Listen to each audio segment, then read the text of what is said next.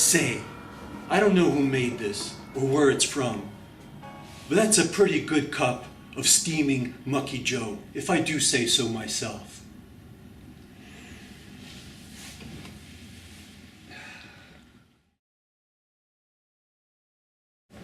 So, who is the Boxman? A major loser, a drunk, an American bum. Only a typically aggressive, competitive American, only a typically ugly American would argue with absolutely no one about not paying for a cup of coffee. And that's after he got that coffee for free. It's like this complete loser has to somehow convince himself that he's won. And what do we get for all of this? Not a superhero, that's for sure. No, that was too much to ask. What we get is a loser hero. That's what we get. A loser hero. And who do we have to thank for that?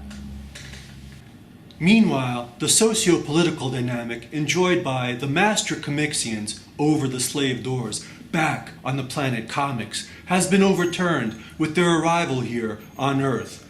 The doors, of course, disguised as comixians, to serve somebody else, as they say, to do someone else's bidding.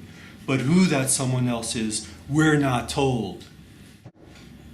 Well, it's certainly not the Boxman, seeing as how the doors hate the Boxman, viscerally and instinctively, and look to do him harm.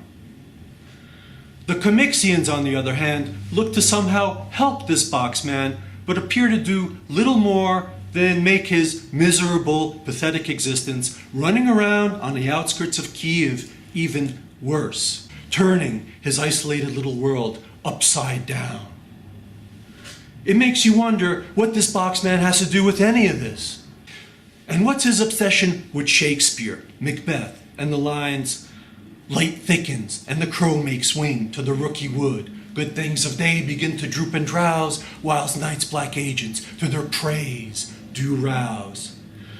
Well, Macbeth is speaking to the Lady Macbeth, and he's telling her about the dreadful deed about to be committed. But he's speaking in metaphor because he doesn't want her to know what that deed is until it's been accomplished. "Be innocent of the knowledge, dearest Chuck," he says, "till thou applaud the deed.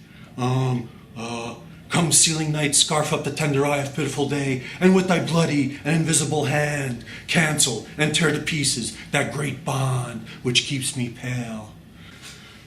For as the nighttime approaches, Macbeth has sent assassins into the wood to lay in wait for Banquo and his young son, Fleance, who are both on horseback, to murder them.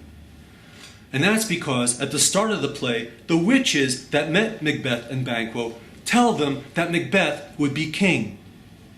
However, they also say that Banquo will be father to a long line of kings, and not Macbeth.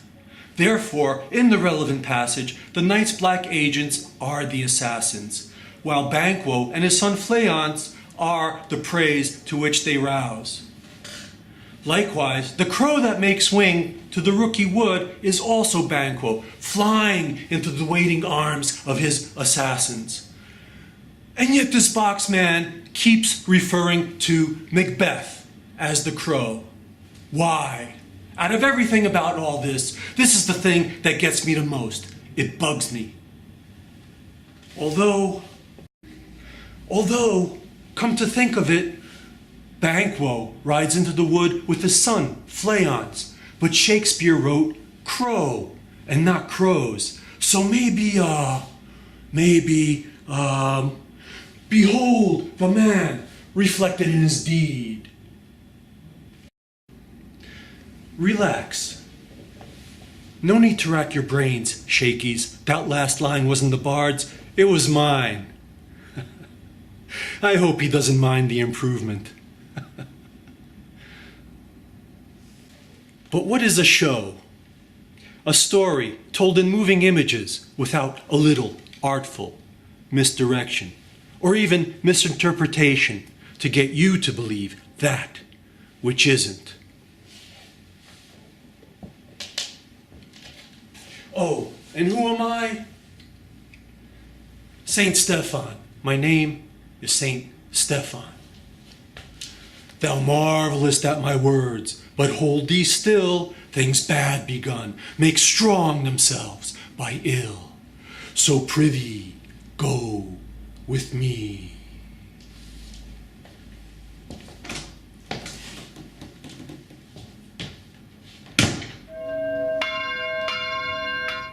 Hurry up, please. It's time. Hurry up, please. It's time. Hurry up, please. It's time.